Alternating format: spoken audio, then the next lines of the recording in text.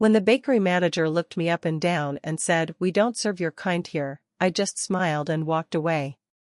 But what happened 3 hours later when my banker arrived with the ownership papers made her beg for forgiveness on her knees. My name is James, and I learned the hard way that people judge you by your appearance before they ever hear your story. Sometimes that judgment costs them everything they thought they knew about power, respect, and who really controls their world. It was a crisp October morning when I decided to visit Belafonte Patisserie, the most exclusive bakery in Manhattan's Upper East Side. I'd been craving their legendary chocolate soufflé cake since my assistant mentioned it during our morning briefing. What I didn't expect was to become the center of a discrimination scandal that would change multiple lives forever. I walked through the gleaming glass doors wearing my favorite worn jeans, vintage sneakers, and a simple gray hoodie. After spending the morning reviewing acquisition reports in my home office, I'd thrown on the first comfortable clothes I found. The bakery's interior was stunning: marble countertops, crystal chandeliers, and display cases filled with artistic pastries that looked like edible jewelry. The sweet aroma of vanilla and butter filled the air as elegantly dressed customers browsed the selection of French macarons and delicate éclairs. Everyone else wore designer suits, expensive handbags, and the kind of polished appearance that screamed old money and social status. I approached the counter where a middle-aged woman with perfectly styled blonde hair and a condescending smile waited behind the register. Her name tag read Margaret, Manager, in elegant gold lettering. "Excuse me," I said politely, "I'd love to try a slice of your chocolate soufflé cake, please." Margaret's eyes swept over my casual attire with obvious disdain. Her smile faded into a thin line of disapproval as she took in my hoodie, jeans, and sneakers. "I'm sorry, but we require a certain dress code for our establishment," she said coldly. "This is a high-end patisserie, not a corner deli." I blinked in surprise. "I'm just looking to buy some cake. I have money to pay for it." "I'm sure you do, honey," Margaret replied with fake sweetness, "but we maintain standards here. Our clientele expects a refined atmosphere, and frankly, your appearance doesn't match our establishment's image." The other customers began turning to stare at our conversation. A woman in a Chanel suit whispered something to her companion, both of them looking at me with mixture of curiosity and judgment. "Maybe you'd be more comfortable at the Starbucks down the street," Margaret continued, her voice growing louder. "They're more accommodating to all types of people." My cheeks burned with embarrassment as more customers stopped their conversations to watch this public humiliation unfold. A young couple near the window were openly staring, the woman covering her mouth in shock at Margaret's brazen discrimination. "Ma'am, I just want to buy a piece of cake," I said quietly, trying to maintain my dignity. "I'm not causing any trouble." "You're causing trouble by being here inappropriately dressed," Margaret snapped. "Now please leave before I have to call security." The entire bakery had gone silent. 20 pairs of eyes watched as this woman systematically destroyed my dignity over a piece of cake. My hands trembled slightly as the weight of public humiliation settled over me like a heavy blanket. "Fine," I said softly, turning toward the door. "I understand." As I walked away, I heard Margaret's voice behind me, loud enough for everyone to hear. "Some people just don't know their place in society. This is exactly why we have standards." The door chimed mockingly as I stepped back onto the busy sidewalk, my face burning with shame and anger. But what Margaret didn't know was that her standards had just cost her more than she could possibly imagine. You see, I hadn't just randomly chosen Belafonte Patisserie for my morning treat. 3 months earlier, my investment firm had quietly purchased the building that housed the bakery, along with 17 other luxury retail properties in Manhattan. We were in the process of reviewing all tenant agreements and business operations as part of our standard acquisition protocol. Margaret had just discriminated against her own landlord. But there was more she didn't know. My legal team had been investigating reports of discriminatory practices at several properties in our portfolio. We'd received 3 separate complaints about Belafonte Patisserie refusing service to customers based on appearance, race, and perceived economic status. Today's incident wasn't an isolated event, it was part of a pattern of illegal discrimination that violated both their lease agreement and federal civil rights laws. As I walked back to my penthouse apartment 6 blocks away, I pulled out my phone and called my head of property management. "David, it's James. I need you to arrange an emergency meeting at Belafonte Patisserie for this afternoon. Bring the lease documents, the discrimination complaint files, and have our lawyer standing by." "Is everything all right, sir?" David asked, concern evident in his voice. "Let's just say we're about to teach someone a very expensive lesson about treating people with respect," I replied. For the next 3 hours, I meticulously planned what would happen next. This wasn't just about revenge, it was about justice for every person who'd been humiliated by Margaret's prejudice and ensuring it never happened again. I showered, shaved, and put on my most expensive Armani suit, Italian leather shoes, and a Rolex watch that cost more than most people's cars. But I also made sure to bring something else, the original hoodie and jeans I'd worn that morning, neatly folded in a garment bag. At exactly 2 p.m., I returned to Belafonte Patisserie, this time accompanied by David, our corporate attorney Sarah Chen, and Marcus Webb, the senior vice president from Manhattan Trust Bank who handled our commercial property loans. The transformation in Margaret's demeanor was immediate and striking. Seeing me in my expensive suit, flanked by obviously important people, her entire attitude shifted into fawning subservience. "Welcome to Belafonte Patisserie," she gushed, her smile so wide it looked painful. "How may I help you, distinguished gentleman and lady, today?" I smiled politely but didn't immediately respond. Instead, I walked slowly around the bakery, examining the display cases, the decor, the customer seating area. Margaret followed nervously, clearly sensing something was happening but unable to identify what.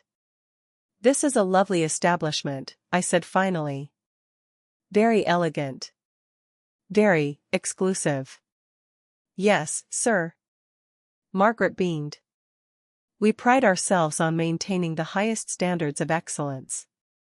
Only the finest clientele, the most refined atmosphere." "Standards," I repeated thoughtfully. "That's interesting. Tell me, what exactly are your standards for customer service?" Margaret's smile faltered slightly. "Well, we believe in creating an atmosphere of sophistication and elegance. We maintain certain expectations for our patrons' presentation." "Presentation," I nodded. "So you judge customers based on how they look rather than their character or purchasing power?" "Oh no, sir." Margaret backpedaled frantically. "We welcome everyone who appreciates fine pastry and can afford our premium prices."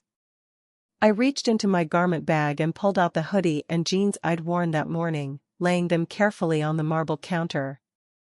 Margaret's face went completely white as recognition dawned. "These are the clothes I was wearing when I came here this morning," I said calmly. "Do you remember me now, Margaret?" Her mouth opened and closed silently, like a fish gasping for air.